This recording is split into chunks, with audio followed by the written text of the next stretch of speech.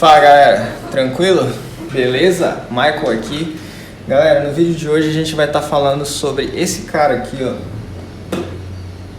roteadores. Nós vamos falar sobre antenas, sinais wireless, cabo Ethernet, enfim, todo esse tipo de coisa, beleza? Bora lá!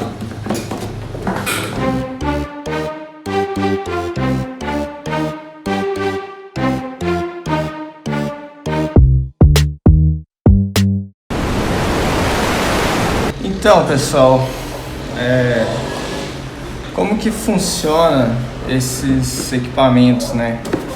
Como que na verdade, a construção, a estrutura, enfim, como que por que ele tem essas portas, tem a antena e tudo mais. É isso que eu vou explicar para vocês agora, beleza? Bom, então vamos começar por esse cara aqui. Tem duas antenas, uma aqui e outra aqui. Isso é bom ou é ruim? Bom, isso depende do ponto de vista, né? Pela estética, tem aquela galera que odeia antena, que odeia fio passando para todo lado. É muito chato, deixa o ambiente bem poluído. Para o ponto de vista funcional, isso é bom, pois as antenas, elas funcionam como amplificadores de sinal. Existem algumas opções de antenas direcional e a omnidirecional. As antenas direcionais são, obviamente, aquelas que direcionam o sinal para uma única área. Deixa eu exemplificar aqui. Essa antena direcional, imagina que você tem aqui uma antena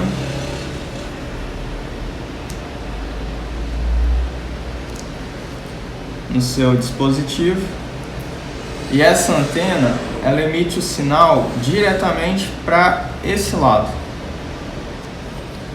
Então, nesse lado, ela vai estar amplificando um raio de sinal. Esse raio vai aumentando, aumentando, aumentando, até um certo ponto. E aí, o sinal vai ficar forte nessa direção. Indo para outra direção, ele já fica fraco, porque não é o objetivo dessa antena. Esse é o exemplo da antena direcional. As antenas desse tipo, elas têm sinal forte de internet, que elas concentram, como eu expliquei aqui, toda a potência em uma direção específica. Assim elas conseguem uma qualidade melhor, mas com menor cobertura, que é como eu expliquei aqui no desenho. Por quê? Mesmo que você tenha uma parede aqui, ela tem mais força para atravessar essa parede nessa direção. Então, dependendo da posição que você põe ela na sua casa, você vai ter mais sinal ou menos sinal. Por isso que as pessoas reclamam que em determinada área ela tem sinal e outra não tem, como eu acabei de falar. Para escritórios pequenos que contam com apenas uma sala, esse tipo de conexão é ótimo.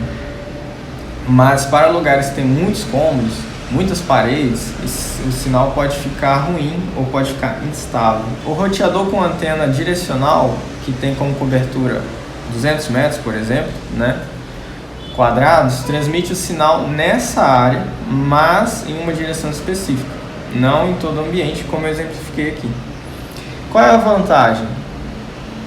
Com esse tipo de antena é possível você direcionar o sinal, né, o RF, ou a radiofrequência, para uma determinada direção, melhorando o sinal naquela região. Se você tem uma casa com vários lugares, ou um galpão, alguma coisa, tem muitos obstáculos, você vai jogar só para uma direção, ela fica bom. Se você tiver um lugar que precisa de cobrir uma área maior, aí ela não é boa. E também temos as antenas omnidirecionais. Diferente da direcional, ela consegue transmitir o sinal para todas as direções ao seu redor. Por isso ela é uma melhor opção para lugares muito grandes. Por exemplo, você tem aqui um galpão, aí o que você faz? Você tem equipamentos aqui e tem equipamentos aqui e equipamentos até lá no fundo do galpão. Você está nessa omnidirecional aqui em cima, por exemplo, ele vai emitir o sinal de 360 graus. Ele vai emitir sinal para todos os lados do galpão, até cobrir toda a área. Então, para lugares grandes, mesmo que a concentração do sinal Wi-Fi não seja forte, ela é melhor, pois quando é instalada no centro ou no teto, como eu exemplifiquei, você consegue ter uma boa qualidade de conexão. A vantagem é que é fácil de instalar, qualquer um pode instalar. É só colocar o equipamento lá e ele começa a emitir sinal para todo lado. Você procura o centro e ele emite o sinal. Qual é a desvantagem? Ele não tem uma força muito grande de sinal. Então, assim, dependendo da quantidade de obstáculos que você tem, ele perde a força do sinal e o sinal fica ruim. DBI ou Decibel Isotropic. O ganho de uma antena ela é medido em decibel, cuja sigla adotada é expressa como dB. E quando a unidade é expressa em dB, o I ele significa que o maior sinal da antena foi comparado com o sinal de uma antena isotrópica. O decibel ele é usado como uma unidade de medida de vários níveis de potência de forma relativa. Como sempre existe perda de potência associada à extensão da transmissão. O decibel é usado para medir a relação entre a perda de potência e o ganho real. A unidade de medida decibel começou a ser usada nos cabos de linhas telefônicas. Inicialmente a medida chamava-se Bell, em homenagem ao Alexander Graham Bell. O decibel é uma unidade de medida interessante que pode expressar tanto perda quanto ganho. As grandezas expressas em dB podem ser somadas para obter potência do sistema na sua totalidade. Eu vou exemplificar. Imagina que a gente tem aqui um transmissor. Vamos usar esse mesmo cara aqui. Esse cara ele é um transmissor, então ele emite sinal. E ele também tem cabo. Vamos supor que a gente tem aqui um computador. Aí esse computador ele está recebendo esse sinal. Só que também temos aqui um notebook que está recebendo o sinal via cabo. Então esse equipamento ele está emitindo sinal tanto por Wi-Fi wireless quanto por cabo. Ele transmite 30 dB de saída. Nesses 30 ele tem uma perda de 10 dB pelo cabo e um ganho na antena de 20 dB que chega no computador.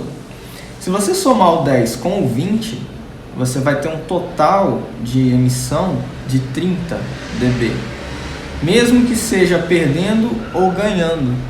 Então, o que é a unidade dB? Ela é usada para calcular a soma das duas potências ou dos dois dados que informam se você está perdendo ou ganhando. Ele calcula o total daquilo. A medida mais comum para expressar a potência de um equipamento de transmissão é dBm.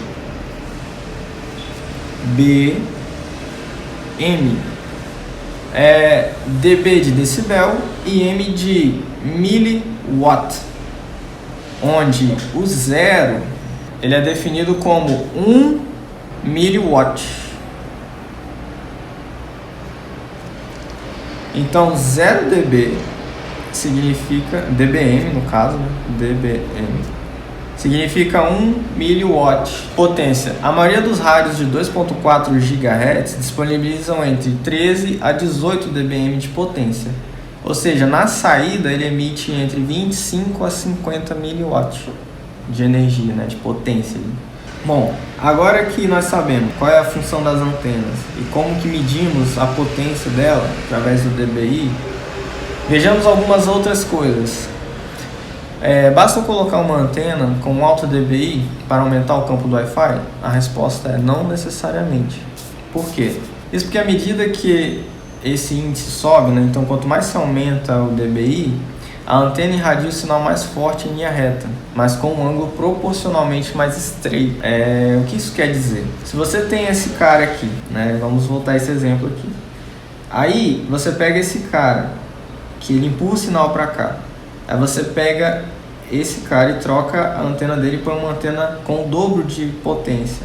Então esse sinal não chega só até aqui, agora ele vai chegar até aqui. Significa que o raio dele, né, vai aumentar? Não, pelo contrário, ele vai diminuir. Então ele vai mais forte, só que ele vai fazer um raio cada vez menor. Ou seja, ele consegue atravessar paredes e o sinal chega ali, mas ele não consegue cobrir uma área muito grande, porque a potência do sinal está totalmente concentrada até onde ele consegue ir, na ponta ali. Imagina que você tem aqui um lago e você está aqui. Aí você vai e pega uma pedra e o chão aqui está cheio de pedra. Você pega essa pedra e joga ela até 5 metros. A pedra cai aqui no lago, certo? Essa pedra, ela, quando cai no lago, começa a fazer ondas. E as ondas vão crescendo, crescendo, crescendo e crescendo, até elas pararem de crescer. Pense que essa pedra que você jogou é como um pulso de sinal. E cada pulso gera ondas que crescem até atingir o seu raio máximo de 5 metros, que é até onde você conseguiu jogar a antena, a pedra, no caso. E se você pegar as antenas com o dobro de dBi, você pode ter um alcance maior desse pulso, mas com menos camadas de ondas emitidas. Ou seja, você pega uma pedra e joga em 10 metros, ela vai emitir menos ondas.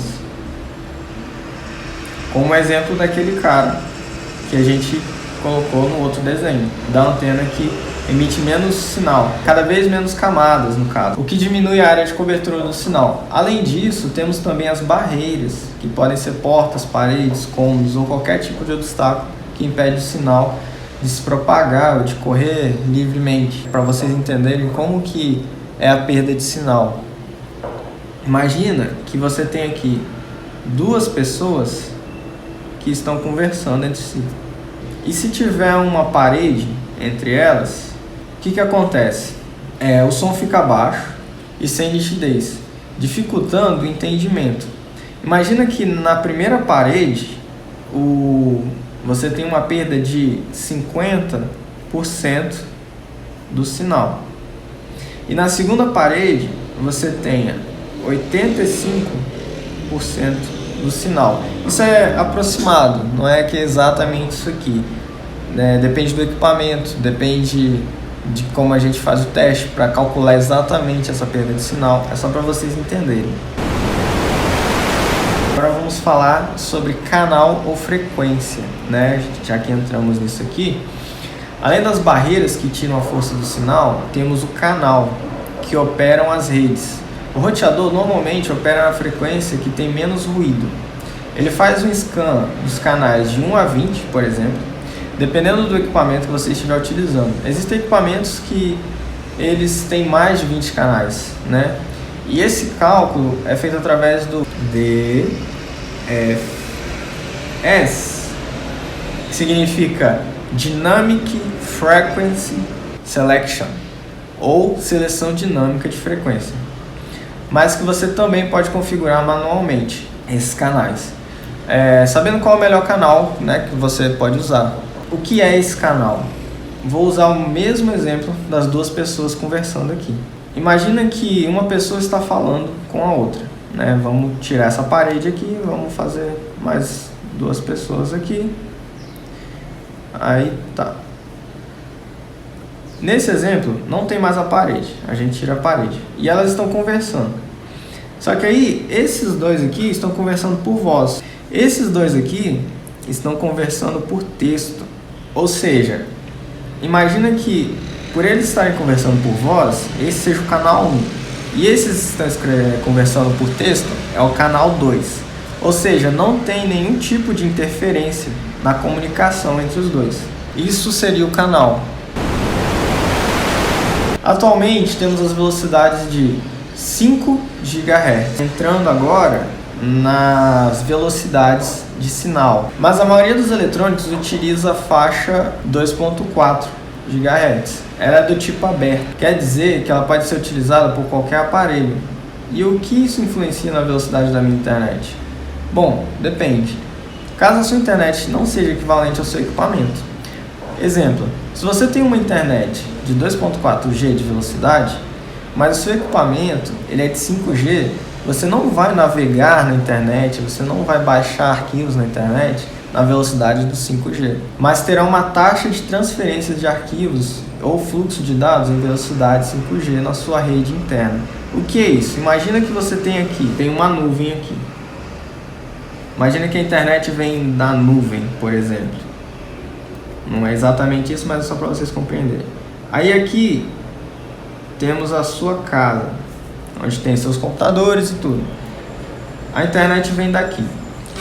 Aí você tem um equipamento que trabalha em 5G, mas a sua internet ela é de 2.4G. Para baixar arquivos, baixar filme, baixar jogo, imagem, música, qualquer coisa que você quiser, você só vai conseguir na velocidade dos 2.4G. Agora, se você vai transferir o arquivo do seu computador para outro computador, ou então de um notebook ou para um servidor, fazer qualquer tipo desse trabalho que está só ligado à sua casa, aos seus dispositivos, então esses arquivos eles vão ser transferidos na velocidade do 5G, porque o seu equipamento é 5G, ele trabalha na velocidade 5G, mas a sua internet não dispõe da velocidade 5G, ele dispõe da velocidade 2.4G. A frequência de 5G ela tem velocidade máxima de transmissão de 867 megabits por segundo. Você pode encontrar essa frequência nos roteadores dual band, que são dispositivos que operam nas duas frequências. Ele trabalha tanto no 2.4G quanto no 5G. E também só pode ser alcançado se você utiliza uma antena de tecnologia MIMO. Normalmente os produtos oferecem velocidade máxima de até 1167 megabits por segundo em largura de banda. Isso aqui também é na teoria, né? Você tem que dispor de todos os equipamentos para conseguir alcançar essas velocidades. A frequência de banda de 2.4 ela tem uma velocidade máxima de transmissão em até 300 megabits por segundo. Alguns fabricantes desse tipo de equipamento 2.4G que trabalha nos 300 Mbps, eles dizem, né, na teoria, que consegue alcançar até 600 Mbps ou megabit por segundo, usando uma tecnologia MIMO dessa aqui, 4x4. Agora, o que é essa tecnologia MIMO? O que é esse MIMO? Essa é a sigla em inglês para Multiple Input, Multiple Output, que na tradução literal significa múltiplas entradas e múltiplas saídas. Isso é a tradução literal. É um sistema que visa alcançar maiores taxas de transmissão em rede sem fios. A tecnologia usa várias antenas para transmitir o sinal e os dados em uma rede. Assim, quanto mais antenas você tem, mais rápida e eficiente será a transmissão e a recepção dos dados aos diversos aparelhos conectados. Daí o nome múltiplas entradas e múltiplas saídas. Esse sistema ele é o sucessor, ou seja, ele vem depois dessa tecnologia aqui, ó, o 802.11n, e foi nomeado 802.AC. Não é de antes de Cristo, não. Além das suas melhorias na velocidade de transmissão e recepção, o padrão gasta menos energia e tem uma segurança mais aprimorada. Bom, agora que a gente falou sobre antenas, sinal, vamos falar sobre isso aqui, ó. Esse cara aqui, ó. As portas Ethernet ou porta WAN, porta LAN, as portas de entrada e saída de dados. O que é isso aqui? As portas Ethernet, elas são baseadas na ideia de pontos de rede enviando mensagens. A mesma mensagem que você manda no WhatsApp, né, que você manda para uma pessoa, manda para outra, recebe e tal. É a mesma coisa.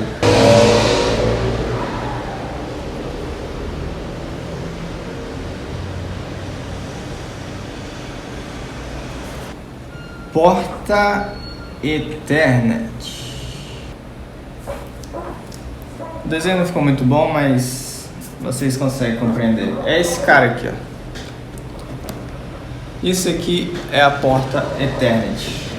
Ether, só o Ether, né? Aliás, só isso aqui, ó. Só isso aqui, Ether, conhecido pelos físicos do século XIX, que acreditavam que a luz viajasse pelo éter, né? Esse era o meio que os físicos do século XIX acreditavam que a luz viajasse através do éter. Então eles começaram a chamar isso de Ethernet. Ethernet, sacou? Cada ponto tem uma chave de 48 bits globalmente única, conhecida como endereço MAC. O que é o endereço MAC? O endereço MAC é literalmente um endereço físico.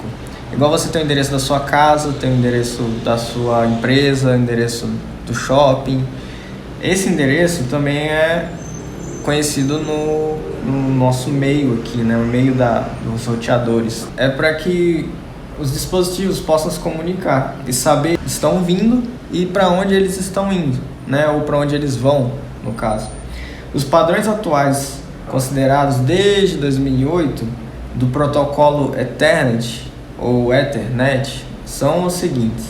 Você tem lá as velocidades de 10 megabits por segundo, tem 100 megabits por segundo, tem 1 gigabit por segundo e 10 gigabits por segundo. Essas velocidades representam o tamanho de arquivos que podem ser transferidos por segundo. Exemplo, vamos supor que você tem um filme de 30 gigabytes, né? O tamanho do seu filme lá, do seu arquivo, no seu computador, ele é de 30 gigabytes.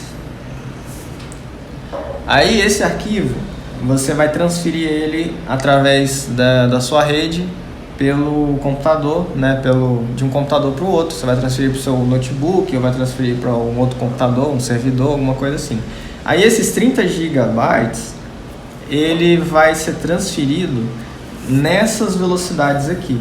Dependendo do equipamento que você tem, ele pode ser transferido com 10 megabits por segundo ou 100 megabits por segundo até os 10 gigabits por segundo.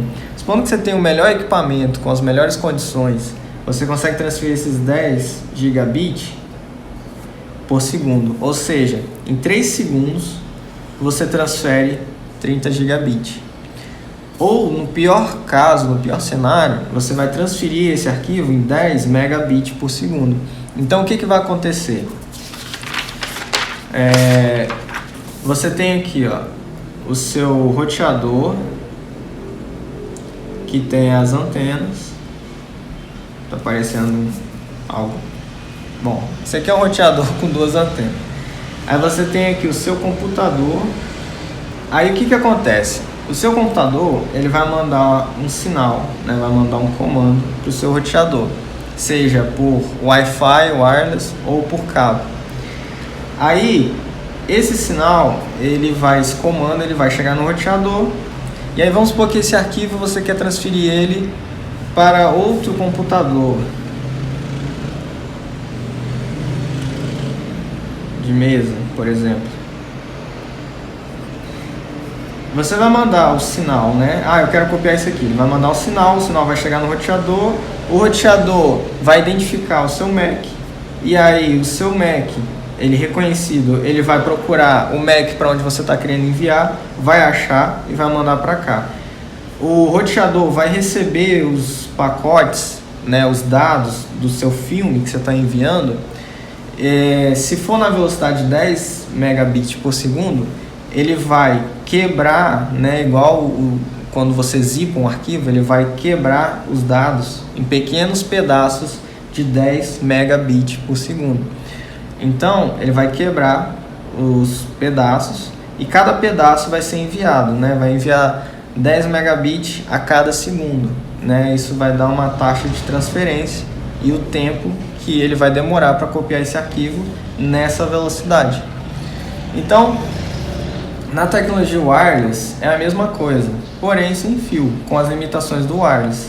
Então, considerando que você tem uma rede de 2.4G e ela tem taxa de transferência de até 300 megabits por segundo, esse mesmo arquivo pode ser transferido nessa velocidade, caso você atenda aos requisitos, né? Caso o seu receptor Wi-Fi, que vai receber o sinal do roteador, ele suporta essa velocidade de 300 megabits por segundo. O seu roteador trabalhe nessa velocidade também, ele suporte, porque tem roteadores que eles são de 150 megabits por segundo, enfim, e assim por diante. Bom, galera, dadas essas considerações, eu vou ficando por aqui. Eu espero que vocês tenham gostado dessa aula. Eu sei que muitos não curtem essa parte mais técnica da parada, mas é sempre bom acrescentar algum conhecimento, mesmo que seja de forma bem resumida, que isso aqui é um resumão, beleza?